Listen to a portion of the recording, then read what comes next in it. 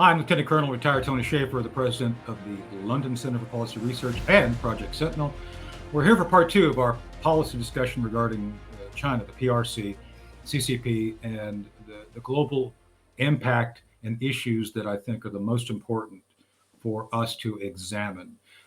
We talked a little bit about military strategy and what should be done in our first episode. Now we're back today with Major General retired John Kim, former commandant of the Army War College. Always appreciate his intellectual integrity and academic acumen that he brings to the table. And of course, our distinguished fellow, Gordon Chang, who studied China more than anyone else I know. And he's been very effective in not only studying it, but then being able to translate that into essentially bite-sized pieces that most people who don't study the issue can understand. So, gentlemen, thank you again for being here today. Thank you, Tony. Thanks. Great. So today we're going to move from military strategy and aspirations to one which is a bit more esoteric, and that being the economy, the economic issues of China. We touched upon this a little bit last time, but I really wanted to do a deeper dive on this. But let's start off today with Gordon. Gordon, one of the things, as of today, at the time we're taping this, SBF, Sam Bankman-Fried, has been arrested. They're going to be doing some things regarding him, which we'll be talking about another thought to action later this week. But as I've been studying that issue, I've been obviously examining the issues of economic interests and security of China, the PRC, not Taiwan. Let me be very clear. Everything we're going to be focused on today is going to be the PRC, CCP. So one of the challenges that has been internal to the Chinese government is essentially trying to find adequate housing for billions of people, which is no small issue. And I've done some study of this, and I'd like you to kind of go through and explain what this really means, because what we often miss or don't talk about as much as I think we should is the fact that within China, the internal economic equations are very much a challenge to the Chinese communists. We saw this week that they've backed off some of the zero COVID issues, which I'd like to talk about a little bit with you as well, about what that really means. I don't believe for a minute the Chinese government's giving up an app like they're saying. To me, it may be essentially getting rid of one, but it's going to transition to something else, which I'll ask about in a second. But let's macro. Gordon, what do you make of the serial failures of large corporations inside China, which I understand basically individuals, citizens like you and I, will invest, put money forth to a company that says, I'm going to build you an apartment or a condo. They take that earnest money, the corporation, and instead of actually putting it into the construction, they gamble it. They put it into risky investments somewhere else. They lose the money, and then they have no money to actually pay for the construction. And you have now, from my cursory review of this, huge cities, big buildings, skeletonized and completely deserted because the money wasn't there to finish them, which apparently is a threat to crashing the Chinese economy. Can you break that down for us a little bit so we can better understand what this means and what's going on? Yeah. The series of defaults of large property developers in China is one of the most crucial issues facing the regime.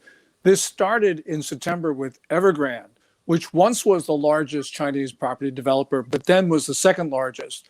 And since then, we have seen about a dozen or so big companies go belly up. This is important because about 70% of the wealth of the Chinese middle class is essentially apartments. You know, we Americans, if we have some extra money, we might buy some stock or some gold coins. The Chinese buy apartments and they keep them vacant. And so really what we're talking about is the wealth of a very important segment of the Chinese people. Now, property sales and property prices in the first 6 months of this year were down somewhere between 25 to 35%, depending on the market. I think in the second half of this year, it's going to be as bad or worse. Part of that is because of the COVID-19 lockdowns, but also because of other reasons as well, Tony. And so this is taking place at the same time that the Chinese economy is contracting, and there are all sorts of other problems in Chinese society. So the regime really doesn't have any answers to any of these.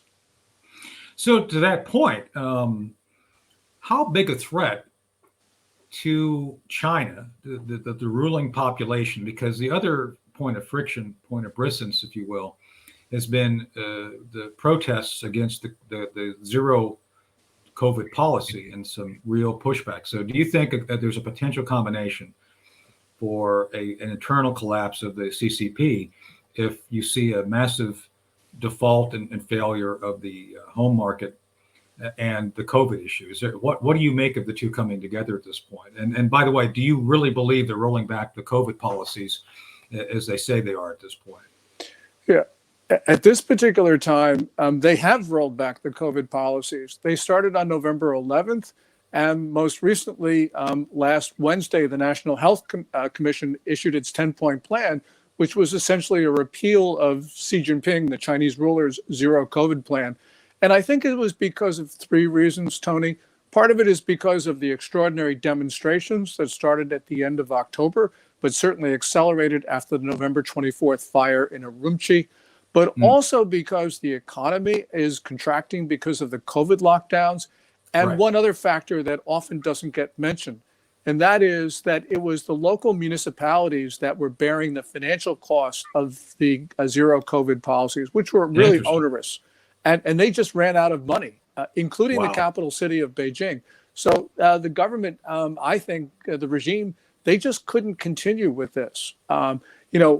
I'm sure that they would like to reassert control over the Chinese people, and that's a long conversation. But right now, I don't think that they've got the resources to do it. And that really points to some dilemmas for the party right now as it faces simultaneous crises. Any one of these crises they could deal with, but all of them at the same time might be too much for the Communist Party to handle. So that's an excellent assessment and laying out the real issues, Gordon. And I would like to maybe potentially on part three go through the deeper dive of some of those internal issues of what control really means, because obviously one of the co-conspirators that's been mentioned before is Google and Apple both regarding their kowtowing to the Chinese government, the PRC. And this was publicly acknowledged by my friend and former chairman of the Joint Chiefs, Joe Dunford, when he was asked about Google directly by Congress. And he said, no, they won't cooperate with us, but they're cooperating with the Chinese. So that was a massive, and something I would like to, massive admission I think we'd like to follow up on. So John, over to you. Clearly, these internal frictions are going to cause the Chinese leadership to think twice about anything they do. But let's remember then that there's aspects of this which relate to transportation, lines of communication, lines of transportation, those things that you and I study from being very young lieutenants up to the senior level, where it's important to understand the umbilicals, those things which have to generate trade, commerce, and things like that. Chinese, the PRC, I would argue, is very vulnerable to vulnerabilities relating to their aspiration. They do want to aspire to being the dominant force in the Pacific, which means that they have to have a very strong Navy, a very strong capability to ship things. They have invested greatly in transportation, both shipping containers, ships, being able to essentially move things around the world globally to dominate that. But with that said, based on what Gordon just outlined relating to the internal issues, Straits of Malacca, a real choke point for all sorts of shipping. You're talking about a great deal of crude coming through. One of the new aspects of this that I'd like to introduce to the conversation is the negotiations with the Saudis regarding a relationship between PRC and the Saudis. Who Saudis have been our closest ally in the Middle East. And geez, that's an interesting thing because obviously the Chinese need oil. So the Straits of Malacca, the East China Sea all become very big issues. So John, how, as we examine the internal issues as Gordon outlined and the external issues regarding transportation and nodes of vulnerability, how aggressive do you think we should be in reminding the Chinese that, geez, if you become more aggressive and do things we don't like, how aggressive should we in turn then consider being to threaten these lines of communication? Well, that's a hard question in a lot of ways because it's so complex. But let me make one quick comment about Gordon's great answer, because one of the things I think that's very hard for the Chinese government now, with all those problems, is their model for the last 20 years was to do all that reinvestment back into real estate and all those things. And so Right. they now have, through local state enterprise, all that part. And unlike any other country in the world, they invest 40% of their, I will call it, the profits, their GDP, back into that real estate arm every year. Nobody spends that much time and energy, almost because they don't have a better practical use for those funds. We all think of them as great investors in technology, and they have been, but that means their most productive use has been to put it back into land and other things, which is unsustainable. So they're not practiced at doing it a different way. How do you change this massive thing that's done this for 20 years and do something different? That's their internal challenge. So that's an excellent observation. So as a military strategist, John, do you believe then you combine that internal shortcoming with their vulnerability? Because obviously one of the things that they do, and you both correct, if you can both please jump in and correct me if I'm wrong, much of what China does depend upon regarding its economic growth and sustainment is outside hard currency. So they get the hard currency by exporting a great deal of goods.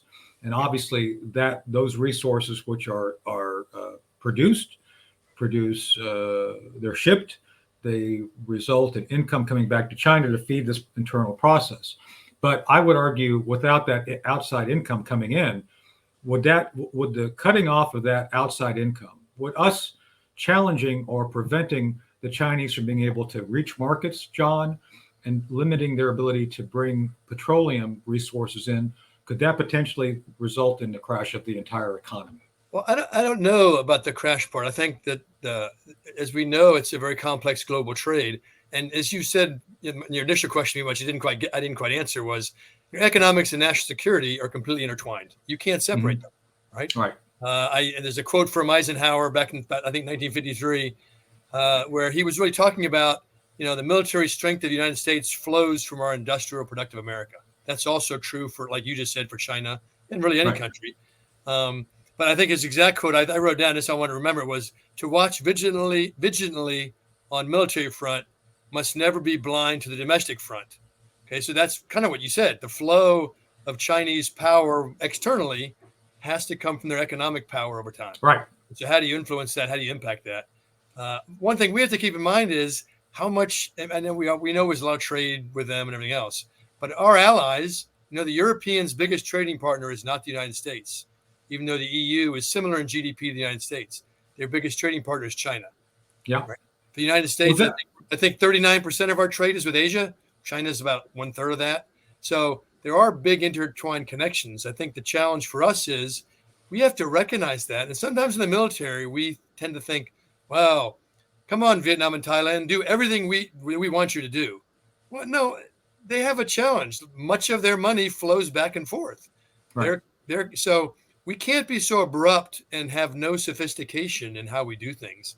I think sometimes that's our problem. We want to make it a in-your-face event as opposed to how do you make a long-term way to outcompete, right? We and our allies to outcompete through our people, our economy, our democracy that will make those things happen. At the same time, you can make it clear, like you said, in some more surreptitious ways about how vulnerable they can be. Because if you do it too much, then it's just in your face. Right. And they have to confront, right? The question is, how do you achieve it without being so disruptive directly sometimes? Because that doesn't help anybody. And we put our allies in a way of having to choose.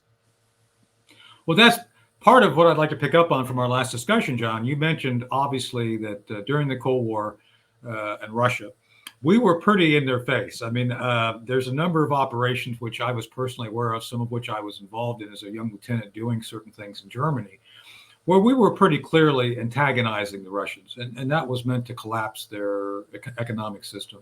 One could argue that SDI, this is a discussion for another day, but the whole Strategic Defense Initiative was simply a canard that was meant to crash the economy by forcing them into a position of spending money they didn't have and we, using our economic power to say, oh yeah, we're going to spin you into oblivion, which then added great economic pressure on them. But with that said, we were very in their face. We were at the time trying to prompt reaction. So what you're saying, John, I think, is we can't be that in their face for any number of reasons, nor should we be. But there are things we could and should do to remind them, and I think that's where we need to examine what those things would be. So I'll get back to that in a second. But back to Gordon for a second. So Gordon, we've just kind of outlined the necessity of the Chinese government to accept and grow their business overseas. They've been using soft power. They've clearly invested in all sorts of shipping containers. Dare I say, you go to any major railroad main line, you're going to see miles, literally miles of containers that are Chinese containers full of stuff. And although we aren't the biggest trade with them, a lot of stuff is bridged across the United States. So in your view, as someone who studied this, how much should we challenge China in a less than obvious way to remind them of their own vulnerabilities as an issue that they need to pay attention to? I believe we need to challenge them. And I don't mind getting in their face, largely because this is essentially China can't challenge us without our money. So we are funding their attacks on us. And we got to be very clear about what they're doing. They are behind the fentanyl gangs. That's 77,000 Americans who died from overdoses of illegal Chinese fentanyl last year. And we know that we don't know the origin of SARS-CoV-2, the pathogen causing COVID-19, but we do know that China deliberately spread it beyond its borders. And that's essentially 1,085,000 Americans who have been killed by a disease that should have never left central China. So I believe that this is an urgent challenge. And there are a number of things that we can do. So for instance, I thought it was a very good thing for the Biden administration to impose those restrictions on the sales of advanced semiconductors and semiconductor making equipment. Though I would have liked to have seen those rules issued earlier and to not have the waivers that the Biden administration simultaneously issued. But we can go after that. And clearly we have gotten our allies to go with us on this. Now, China will challenge this as at the World Trade Organization, as they just did a few hours ago. But we've got ways to deal with this. So we can cut off the sale of advanced equipment to China, not just semiconductors. And we also got to remember, we have a vulnerability, Tony, and that is the one vulnerability we do have are active pharmaceutical ingredients and pharmaceuticals. Right. But we've got to remember, though, that yes, we have to buy, but the Chinese have to sell. And if they don't sell them to us, they got to sell them to other people. And if they sell them to other people, we can buy them from those parties. So there's a lot of things that we can do and we must do. And I believe that this is an issue of urgency. I think that if China does something against us or against our allies and friends, it won't be in the middle of next decade, as many 3 and 4 stars think, as many civilian planners in the Pentagon think. It's going to be soon. And it's going to be soon for a number of reasons. So we've got to act with a sense of urgency that we have not had. And that means essentially cutting off the flow of money to the Chinese. Hey Tony, if I could just add to what Yeah, please go ahead, John. Yeah, I please. think what was so good about Gordon's answer was, he was talking about what to achieve and how to achieve it, right? That's really what we're trying to get at. Right. You're not provoking just for saying, oh, look what I did, I provoked. You're provoking for a purpose, right? In those 2 or 3 areas, he just gave examples of. There's other ones, obviously. Intellectual property is a huge one. Yeah. Intellectual property, we need to provoke, and when we see it happening, we need to be very abrupt and taking and doing things about it, because that's stealing the future technology that allows us to grow and do those things. No doubt, and that's been one of the challenges I recall that we've had with the Chinese. They don't readily recognize intellectual property. That's something that I spoke with members of Boeing about. Boeing, as you all know, sold some of the first commercial aircraft to the Chinese, and the Chinese basically would laugh at the idea that Boeing considered certain intellectual property. It's like it's information. We don't recognize that as a valid issue, and I think that's something that we should definitely remind them of. So the last question is to you, John, on this. So as someone who recognizes the economic power of the United States and China, that our relationship with them is intertwined, that relationship also includes economically the EU, other nations which depend on the Chinese trade. We then have military options that still are exercised. We remind the Chinese we have military capacity. I've personally participated in Ultra-Focused Lens, which is a different name now. I don't remember what it is. Cobra Gold. We have done a good job of kind of reminding the region that we're there militarily. I was deployed to New Zealand in 2001 for 30 days as part of a JWOOD exercise. We clearly have a good, military reminder. How much should the military now, the military that you and I have come up through and work, how much should the military now focus on trying to encourage our economy? That is to say, it's a strategic issue to examine alternate sources such as pharmaceuticals, such as critical national security steel. And again, looking at India, looking at Vietnam and others as potential producers of that. How much of this should DoD jump into that's not maybe a traditional DoD focus, right. Because it's not the exercise. It's basically acknowledging what Gordon just said about the relationships, and gee, maybe it's a time for us to go in a different direction. How much should DoD be involved in that, trying to push our U.S. Commerce and State Department into examining that as a viable strategic point?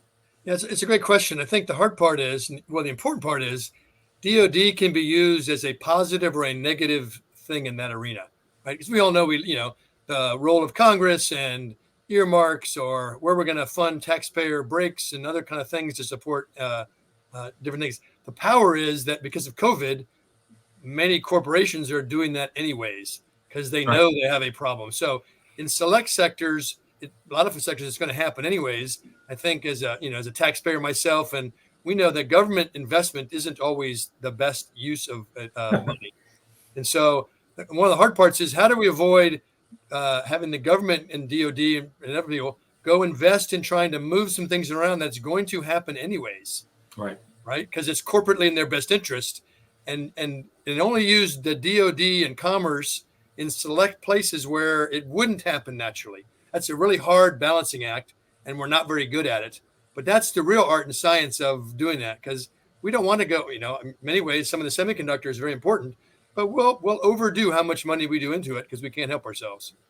That's a great point, John. And I don't know if you suffered the administrations of the Army's Technology Management Office, TMO, back in the 90s, because I was the chief of Army's clandestine human program back in the early mid-90s under Paul Minor, Joe Minor, when he was the commander of INSCOM, and then he became the DESINT. And obviously anything we did as Army intelligence, and certain units which I can't mention, were examined by the Technology Management Office, TMO, that's set right next to the Vice Chief of Staff. They were always looking for something to do. To me, this is a good challenge for them. It's like, hey, let's examine the national security data, basically the production requirements of DoD.